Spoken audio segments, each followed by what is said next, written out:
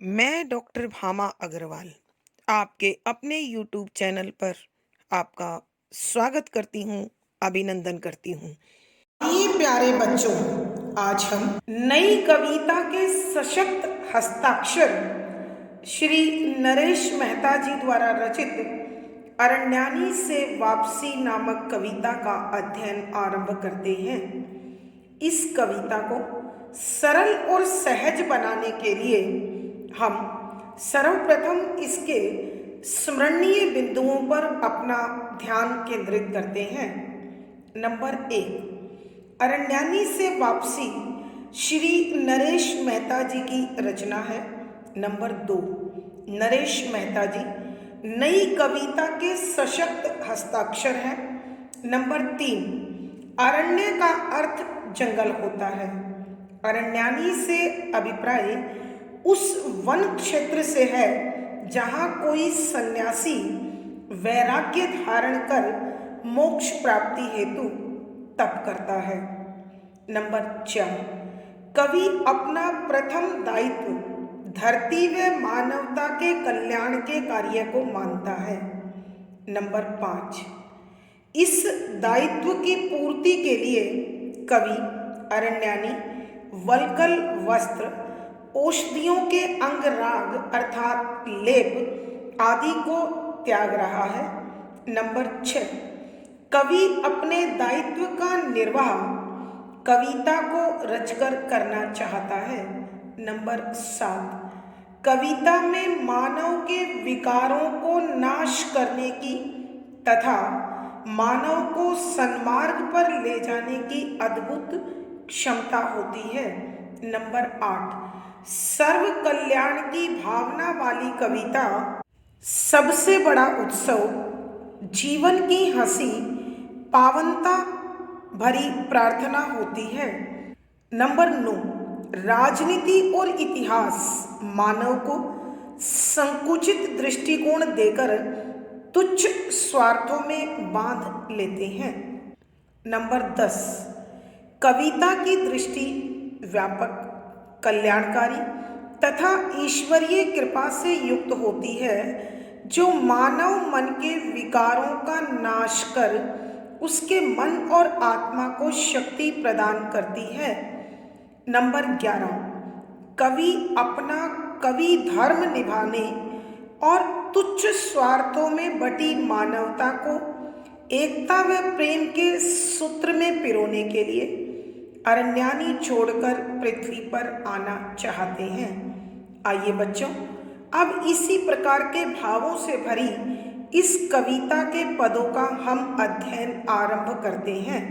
पद संख्या 1, मेरी अरण्यानी, मुझे यहाँ से वापस अपनी धरती, अपनी शाश्वती के पास लौटना ही होगा, ताकि मैं मात्र एक व्यक्ति, केवल एक कवि न रहकर अपने समय की सबसे बड़ी घटना बन सकूं। एक कविता।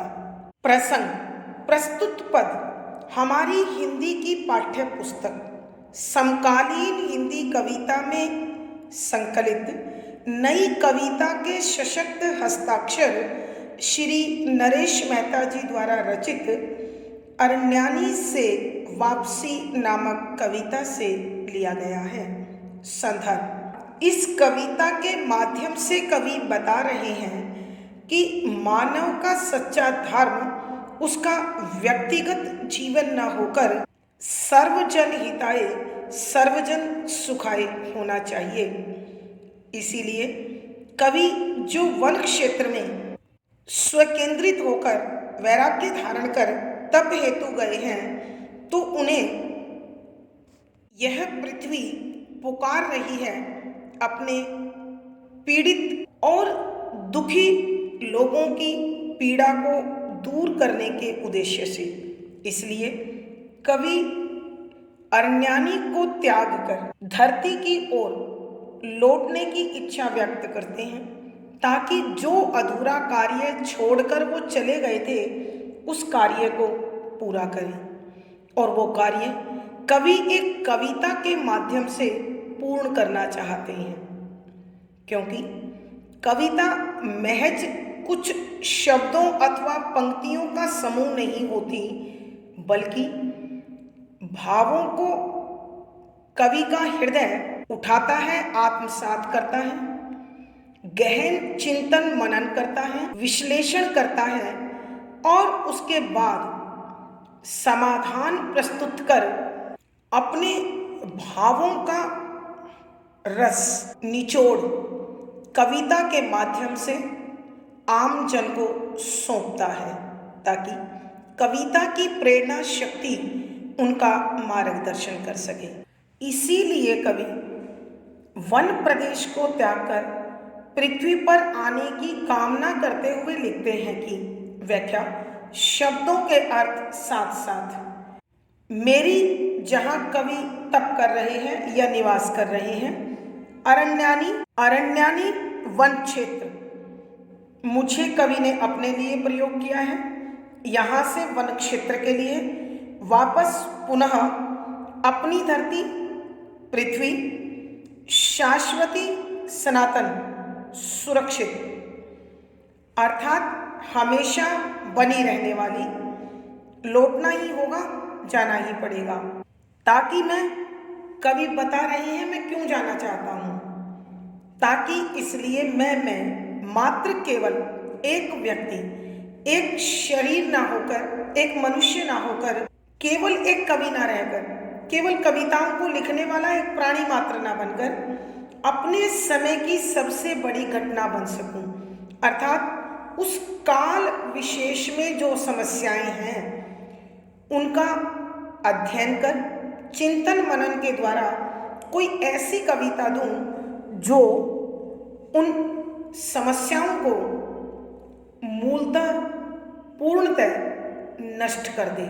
यहाँ कवि नरेश मेहता जी अपने उस तपोभूमि को, अपने उस वन क्षेत्र को संबोधित करते हुए कहते हैं, मेरी अरण्यानी, कि हे मेरे वन क्षेत्र, मुझे यहाँ से वापस अपनी धरती, अपनी शाश्वती के पास लौटना ही होगा, कि मैं तुम्हें त्याग कर, तुम्हें छोड़कर अपनी उस धरती की ओर जाने को लाचार हूँ, विवश हूँ, जहाँ मेरी आवश्यकता है, जहाँ पुरुषार्थ है और कार्यों के परिणाम के आधार पर मानव एक अमर, अटल, अखंड पहचान प्राप्त करता है।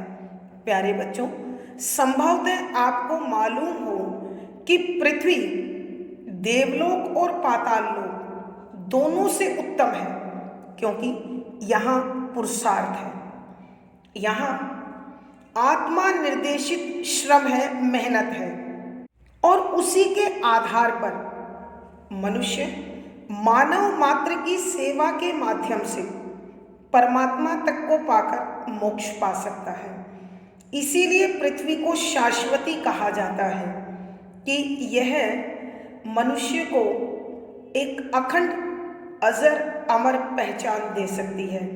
यहाँ कवि भी उसी प्रकार के भावों को स्पष्ट करते हुए कहते हैं कि हे वन क्षेत्र, यदि मैं तुम्हारे पास रहा तो मानव मात्र के दुखों को अनुभूत कर, महसूस कर उनका समाधान प्रस्तुत नहीं कर सकूंगा, और मैं स्वकेंद्रित होकर अपने ही लाभ के लिए यहाँ तप करूँगा अथवा जीवन जीऊँगा।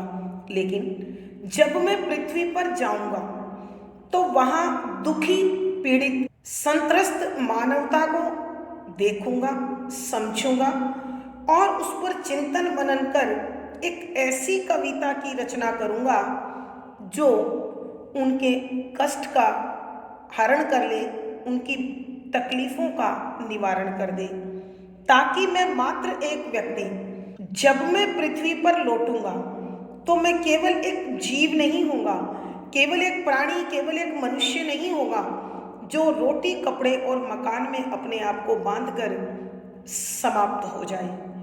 केवल एक कवि न रहकर कि वहाँ मैं केवल एक कविता करने वाला व्यक्ति मात्र नहीं बनूंगा, बल्कि अपने समय की सबसे बड़ी घटना बन सकूं, एक कविता, कि मैं अपने उस कालखंड की एक सबसे बड़ी घटना के रूप में प्रस्तुत हो जाऊं, प्रमाणित हो जाऊं अपनी कविता के माध्यम से। प्यारे बच्चों, समझो यहाँ कविता एक घटना कैसे हो सकती है। अर्थात कवि के कहने का भाव यह है कि जब मैं उस समय पृथ्वी पर रहने वाले लोगों के बीच रहूंगा तो उनके दुख और सुख दोनों अनुभव कर सकूंगा और उसी के आधार पर एक ऐसी कविता की रचना करूंगा जो उनके जीवन के दुखों को समाप्त कर दे और उनके जीवन को आनंद से, खुशी से, उल्लास से, नई प्रेरणा से भर दे। आइए बच्चों, एक बार फिर हम इस पद की व्याख्या करते हैं। यहाँ कवि वन क्षेत्र को संबोधित करते हुए कहते हैं कि हे मेरी तपोभूमि, हे मेरे वन प्रदेश, अब मैं तुम्हें त्याग कर अपनी उस अमर पृथ्वी की ओर लौट जाना चाहता हूँ जहाँ पुरुषार्थ है, संवेदना है, त्याग है, सेवा है, समर्पण है। मैं स्वकेंद्रित न होकर अपने जीवन को मानव मात्र अथवा मानवता के कल्याण में समर्पित कर देना चाहता हूँ, ताकि मैं मात्र एक व्यक्ति, केवल एक कवि न रहकर अपने समय की सबसे बड़ी घटना बन सकूं, एक कविता। कि यदि मैं यहाँ रहा तो केवल एक मनुष्य होगा और यदि कवि धर्म का निर्वाह किया तो जो कविता होगी वो या तो कल्पनाओं से भरी होगी या इस वन क्षेत्र से जुड़ी हुई होगी और उसके माध्यम से मानवता की सच्ची सेवा नहीं हो पाएगी। इसलिए कवि कहते हैं कि मैं महज एक व्यक्ति अथवा एक कवि बनकर नहीं जीना चाहता हूँ। मैं पृथ्वी पर जो अधूरा कार्य छोड़कर आया हूँ उसे पूरा करना चाहता हूँ और उसे पूरा करने के लिए मुझे पृथ्वी पर जाना होगा। पृथ्वी पर रहने वाले लोगों के सुख दुख को अपने हृदय में महसूस करना होगा और उस चिंतन मनन के बाद एक ऐसी कविता की रचना करनी होगी जो जन जन की पीड़ा हरने में समर्थ हो, प्रत्येक व्यक्ति को नव चेतना दे सके, नवीन ऊर्जा दे सके, नई प्रेरणा दे सके और उसके जीवन में आनंद, उल्लास और खुशी का संचार कर सके। अर्थात कवि के कहने का भाव यह है कि इस तपोभूमि में रहकर की जाने वाली कविताओं की रचनाओं का विषय अध्यात्म होगा, जबकि पृथ्वी पर मैं जाऊंगा तो जन जन के कल्याण की भावना से भरी वह रचना अंततः अध्यात्म की ओर स्वतः ही मुड़ जाएगी। भावार्थ, कवि के कहने का भाव यह है कि एक मनुष्य एक कवि होने से श्रेष्ठ है एक भावुक, संवेदनशील और उदार भावों से भरा व्यक्ति बनना।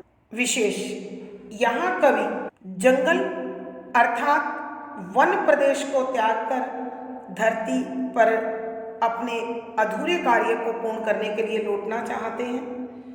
यहाँ कवि एकांतवास छोड़कर जीव जगत के संपर्क में आना चाहते हैं। सरल सहज साहित्यिक खड़ी बोली का प्रयोग है, शांत रस प्रसाद गुण है, मुक्तक छंद गेय शैली और संगीतात्मकता बनी हुई है। यहाँ इस पद में अनुप्रास, संबोधन, उल्लेख आदि अलंकारों का सुंदर सटीक प्रयोग हुआ है। पद संख्या 2, कविता जब केवल विचार होते हैं तब वह सत्य का साक्षात, तब वह परम पुरुष की लीला, तब वह आत्म उपनिषद होती है। प्रसंग पूर्ववत संदर्भ, यहाँ कवि वन प्रदेश को छोड़कर इस पृथ्वी लोक की ओर मानव मात्र की सेवा का उद्देश्य लेकर पुनः आना चाहते हैं। और कवि अपने मानव धर्म का निर्वाह करते हुए कविता की रचना का उद्देश्य करना चाहते हैं।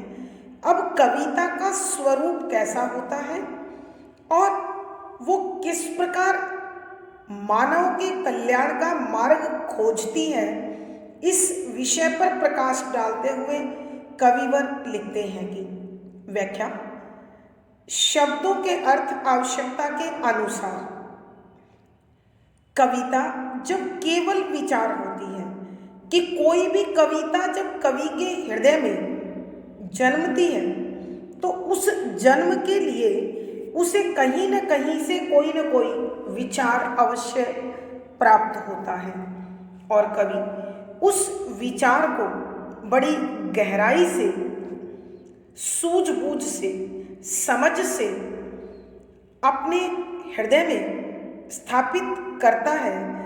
उस समय उस विचार का स्वरूप कैसा होता है उसके विषय में कविवर बताते हैं कि तब वह सत्य का साक्षात, कि वह सच्चाई का परिचय होता है। साक्षात का माने प्रत्यक्ष, सामने, सही परिचय, कि तब वह विचार केवल सच्चाई का एक प्रत्यक्ष रूप होता है।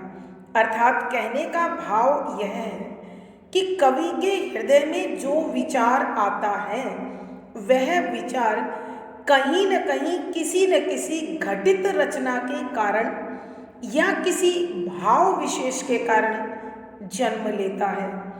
तो संभवतः वो कवि के लिए एक सत्य अवश्य होता है।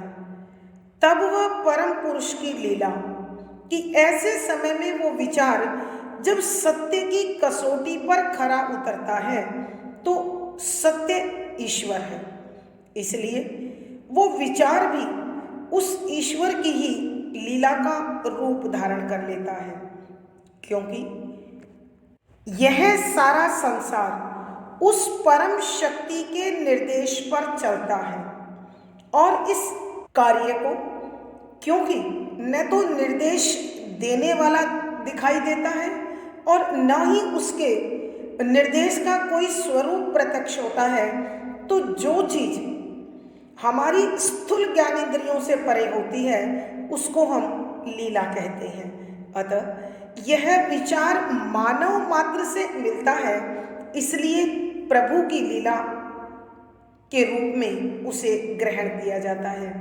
तब वह आत्म उपनिषद होती है।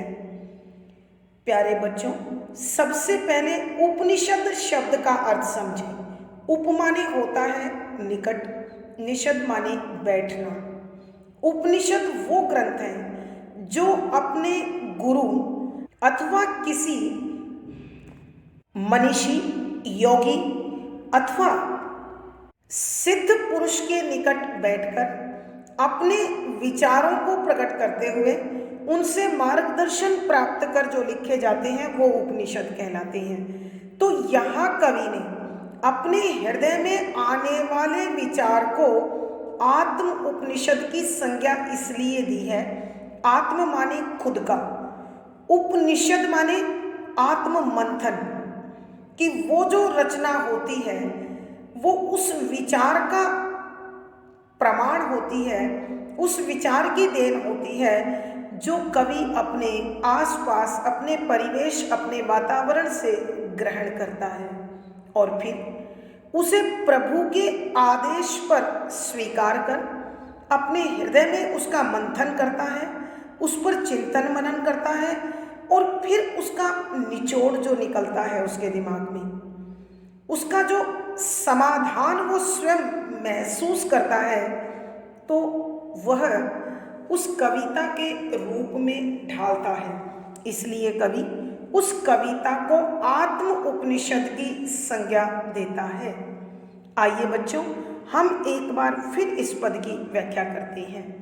यहाँ कविवर नरेश मेहता जी कविता के स्वरूप, जन्म के आधार को बताते हुए कहते हैं कि कविता जब कवि के मन में आती है तो वह महज एक विचार होती है और वह विचार उसे अपने आसपास, अपने वातावरण, अपने परिवेश से प्राप्त होता है, क्योंकि यह किसी न किसी घटित घटना, भाव अथवा कार्य से प्राप्त होता है। इसलिए यह सत्य का साक्षात प्रत्यक्ष प्रमाण होता है। अर्थात हर घटना किसी न किसी सत्य पर आधारित होती है, क्योंकि ईश्वर परम शक्ति है, परम पुरुष है, और उसके द्वारा ये सारा संसार, यह सारा का सारा संसार संचालित है, निर्देशित है। अतः मानव के द्वारा जो कार्य होते हैं उनमें ईश्वर की कहीं न कहीं मर्जी शामिल होती है। इसलिए जो विचार कवि को प्राप्त होता है वह इस परम शक्ति की, उस अलौकिक सत्ता का ही स्वरूप होता है, उसका ही अंग होता है। और कवि बताते हैं, जब वह विचार मानव के द्वारा घटित की गई है, सत्य है, ईश्वर के द्वारा निर्देशित है, इसलिए लीला है, और कवि उस घटना को उठाकर ईश्वर की शक्ति को प्राप्त करता हुआ अपने हृदय में उसका आत्म मंथन करता है, उस पर चिंतन मनन करता है, और अंततः जो उसे ईश्वर की कृपा से समाधान प्राप्त होता है, वह उस समाधान के रूप में उस कविता को भेंट कर देता है। भावार्थ, कवि के कहने का भाव यह है कि कवि जिस कविता को रचता है उसका आधार सत्य होता है, और कविता सत्यम शिवम सुंदरम के सिद्धांत पर आधारित होती है। अर्थात वह सत्य जो कल्याणकारी है और सुंदर भावों से युक्त है, सुंदर समाज की रचना के उद्देश्य से लिखा गया है। अतः कविता की शक्ति सत्यम शिवम सुंदरम केंद्रित होती है। विशेष, यहाँ कवि कविता के जन्म के विषय में अपने भाव लिख रहे हैं। शुद्ध साहित्यिक खड़ी बोली का प्रयोग है, शांत रस प्रसाद गुण है। यहाँ कवि कविता के विचार को सत्य का साक्षात, परम पुरुष की लीला और आत्म उपनिषद कहकर आर्ष पदावली का प्रयोग कर रहे हैं। आर्ष यानी जो ऋषि मुनि अथवा ईश्वर निर्देशित भाव के लिए होती है, हम उसे आर्ष पदावली कहते हैं। मुक्तक, छंद, गेय शैली और संगीतात्मकता बनी हुई है। यहाँ अनुप्रास, संबोधन, उल्लेख आदि अलंकारों का सुंदर सटीक प्रयोग हुआ है। पद संख्या 3।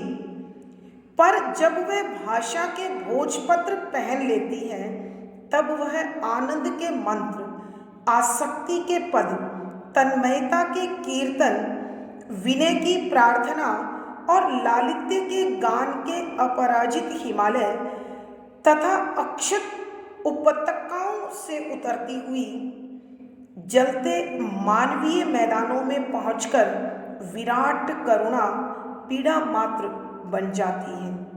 प्रसंग पूर्ववत। संदर्भ, यहाँ कवि नरेश मेहता जी कविता के निर्माण, उसके स्वरूप, उसके उद्देश्य, उसके महत्व आदि का आर्ष पदावली में वर्णन करते हुए लिखते हैं कि व्याख्या, शब्दों के अर्थ आवश्यकता के अनुसार, परंतु जब वह अर्थात वह कविता जो विचार के रूप में कवि के हृदय में है, भाषा के भोजपत्र।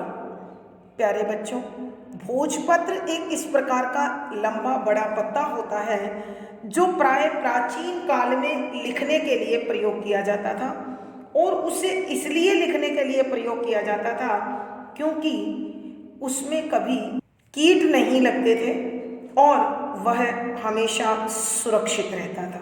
भाषा को भोजपत्र के साथ इसलिए तुलना दी गई है, भाषा का अध्ययन आपने अपनी आरंभिक कक्षाओं में किया है। भाषा की सबसे छोटी इकाई का नाम वर्ण है, ध्वनि है, और उसका एक नाम अक्षर भी है।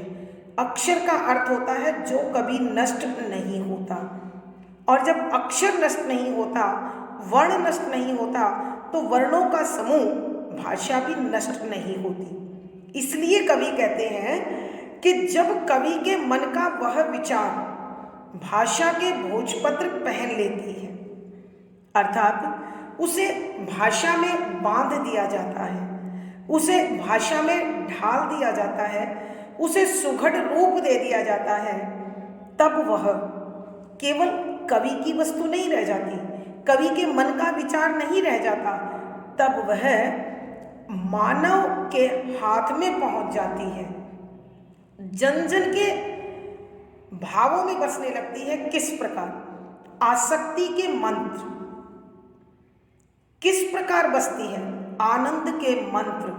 मंत्र के विषय में बच्चों आप जानते हैं, ऐसे कुछ शब्दों का समूह जो मानव के लक्ष्यों को पूर्ण करता है।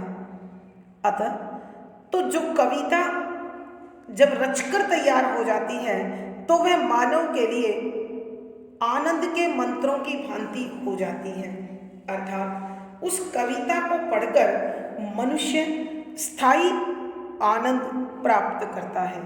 आसक्ति के पद, अर्थात आसक्ति माने होता है लगाव, प्रेम, राग, पद कविता कि वह कविता उस समय लोगों के लिए प्रेम का आधार बन जाती है, लगाव का कारण बन जाती है।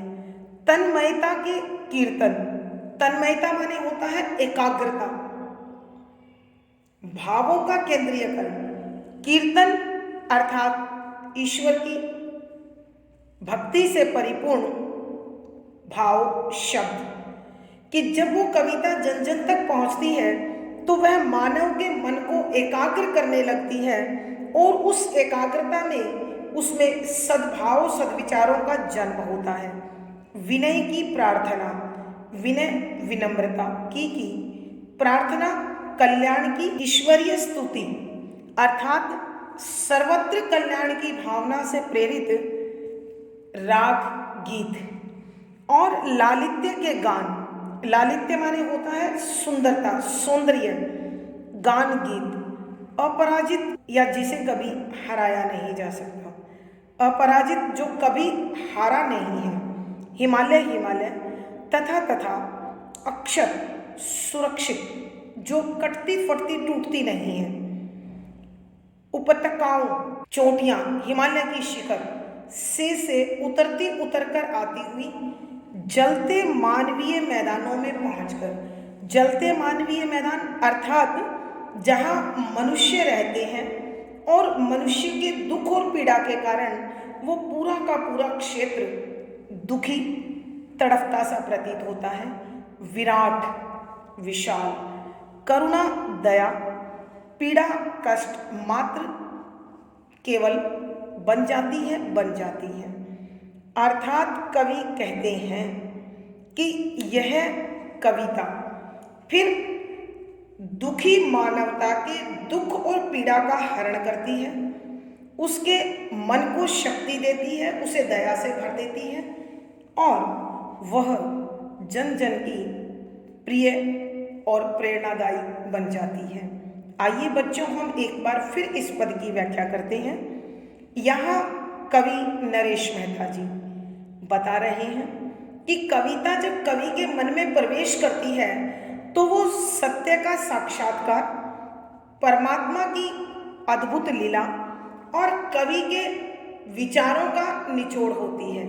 परंतु पर जब वह भाषा के भोजपत्र पहन लेती है, अर्थात जब कवि अपने उन भावों को भाषा में ढाल देता है और उसे भोजपत्र पर लिख देता है, अर्थात जिस समय कवि कविता की रचना कर देता है तो वह कविता कवि की वस्तु न रहकर सर्वसाधारण की वस्तु हो जाती है, और वह वस्तु किस स्वरूप के साथ होती है उसका चित्रण करते हुए कवि कहते हैं, तब वह आनंद के मंत्र कि ऐसे में वो कविता जो भी पढ़ता है उसे अथाह आनंद देती है, असीम सुख देती है और उसमें मनुष्य के मन को बांधने की ताकत होती है।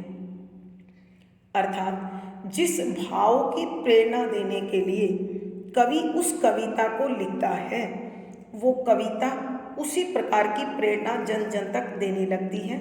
आसक्ति के पद कि वह कविता प्रेम से भरी होती है, लगाव से भरी होती है।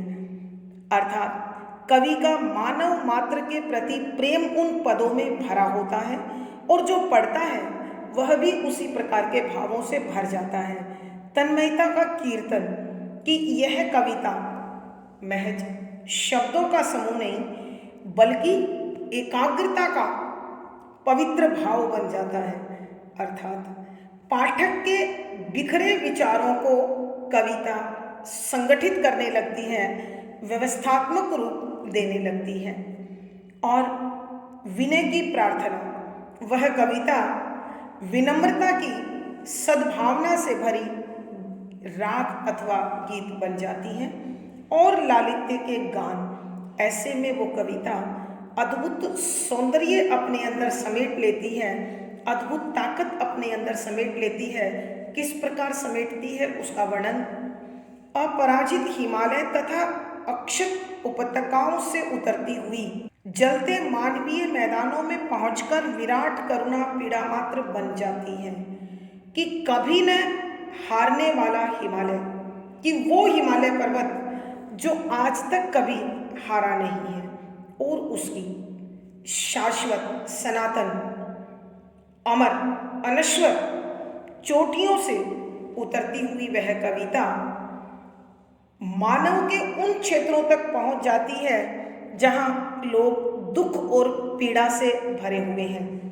ऐसे में वो कविता दया से भरकर करुणा का गीत बन जाती है, संवेदना धारण कर लेती है और जन जन की पीड़ा और दुख से जुड़कर भावुक बन जाती है। बच्चों ध्यान दीजिए, हिमालय पर्वत की चोटियों से जो झरना बहता है वो सदा नीरा नदियों को जन्म देता है।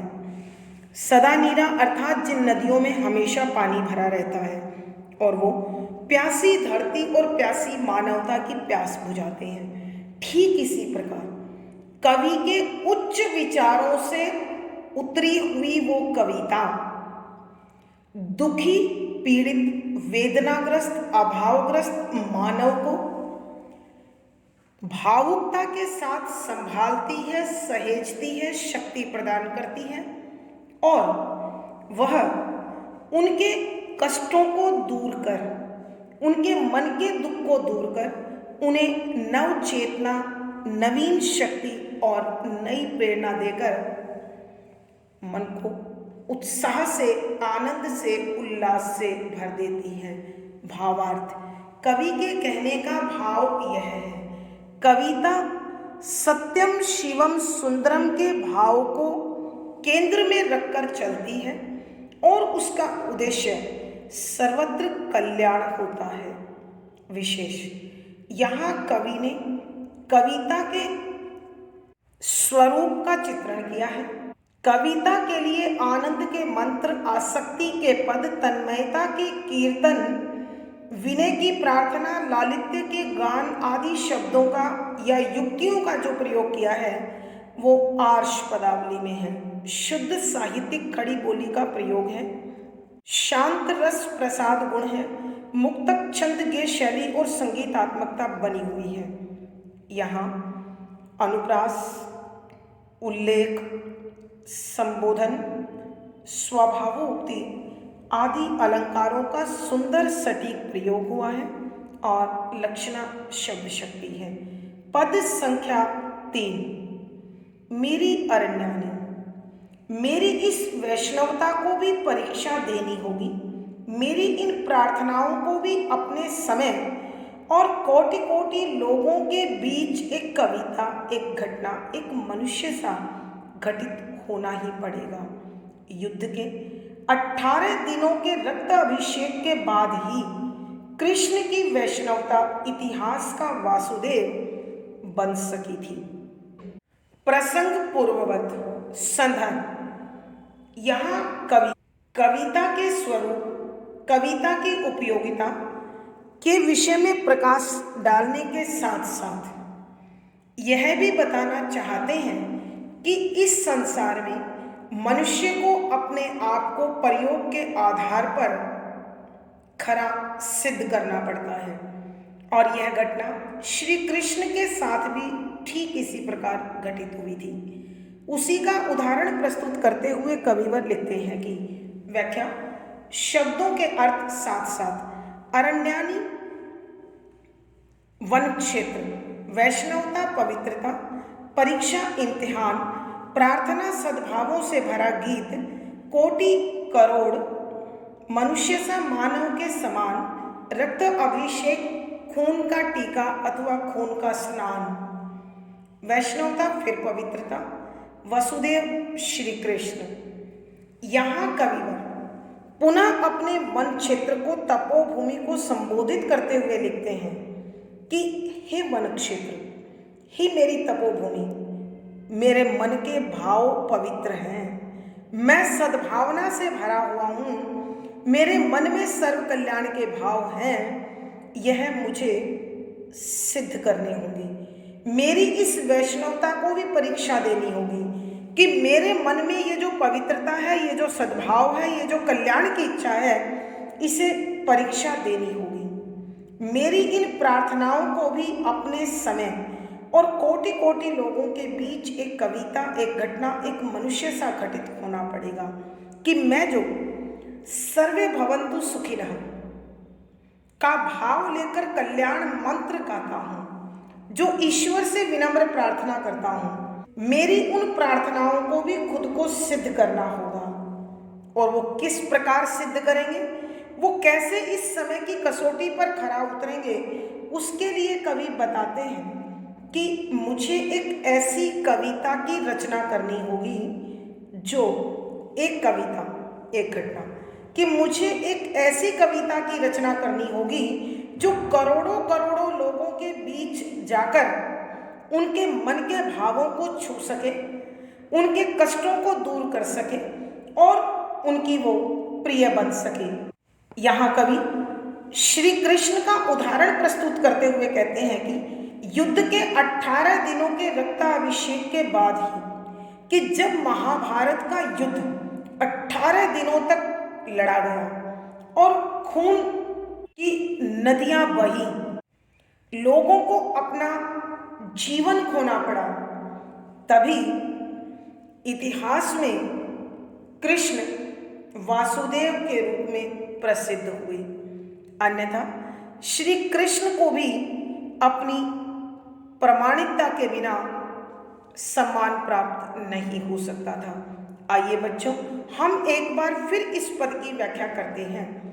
यहाँ कविवर वन क्षेत्र को संबोधित करते हुए कहते हैं कि हे मेरी तपोभूमि, हे मेरे वन क्षेत्र, मेरे मन में जो पवित्र भाव है, मेरी इस वैष्णवता को भी परीक्षा देनी होगी कि मेरे मन में जो शुद्ध भावना है, मेरे मन में जो पवित्रता है, उन्हें समाज के बीच जाकर, संसार के बीच जाकर प्रमाणित करना होगा अपने स्वरूप के विषय में। मेरी इन प्रार्थनाओं को भी अपने समय और कोटि कोटि लोगों के बीच एक कविता, एक घटना, एक मनुष्य सा घटित होना ही पड़ेगा कि यह जो मैं मानव मात्र के प्रति, जीव मात्र के प्रति, पृथ्वी के कल्याण के लिए प्रार्थनाएं करता हूँ, यह प्रार्थनाएं केवल तभी महत्वपूर्ण होंगी, उपयोगी होंगी, जब वो करोड़ों लोगों के बीच जाकर कविता के रूप में, जब वह कविता के रूप में करोड़ों लोगों के बीच जाकर उनके दुख दर्द को समाप्त करेगी, उनके मन को शक्ति देगी, उनके मन को संबल देगी, दुख से लड़ने की ताकत देगी, तब वह कविता कुछ शब्दों का समूह ना होकर एक अप्रतिम घटना होगी, एक अद्भुत घटना होगी। और मैं उस समय एक मनुष्य होने के नाते अपनी मनुष्यता को प्रमाणित कर पाऊंगा। और इस संसार में कौन क्या है, उसे अवश्य प्रमाणित करना पड़ता है। श्री कृष्ण का उदाहरण देते हुए कवि लिखते हैं कि महाभारत के युद्ध में 18 दिनों तक भीषण रक्तपात करने के बाद, खून की नदियों को बहाने के बाद ही इतिहास में श्री कृष्ण को वासुदेव का स्थान प्राप्त हुआ, सम्मान प्राप्त हुआ। भावार्थ अर्थात कवि के कहने का भाव यह है, जो चीज सत्य की कसौटी पर खरी नहीं उतरती, प्रयोग के आधार पर प्रमाणित नहीं होती, उसे स्थायी सम्मान प्राप्त नहीं होता। विशेष यहाँ कवि बताना चाहते हैं कि मानव जीवन अनेक समस्याओं, संघर्षों से भरा हुआ है। जब कोई कविता करोड़ों लोगों के बीच जाकर अपने आप को सिद्ध कर पाती है और लोकप्रिय बनती है, तभी वो कविता घटना का सम्मान प्राप्त करती है। शुद्ध साहित्यिक खड़ी बोली का प्रयोग है, लक्षणा शब्द शक्ति है, शांत रस प्रसाद गुण है, मुक्तक छंद गे शैली और संगीतात्मकता बनी हुई है। यहाँ इस पद में अनुप्रास, उपमा, उल्लेख, उदाहरण, स्मरण, संबोधन, पुनरुक्ति, प्रकाश आदि अलंकारों का सुंदर सटीक प्रयोग हुआ है। आज की कक्षा में प्यारे बच्चों इतना ही। अगली वीडियो में फिर मुलाकात होगी। आशा है पढ़ा गया विषय आपको समझ में आया होगा। अपने विचार व भाव कमेंट बॉक्स में लिखें। वीडियो को लाइक करें, शेयर करें और चैनल सब्सक्राइब करें। आपका दिन और जीवन मंगलमय हो, इसी शुभकामना के साथ आभार, धन्यवाद।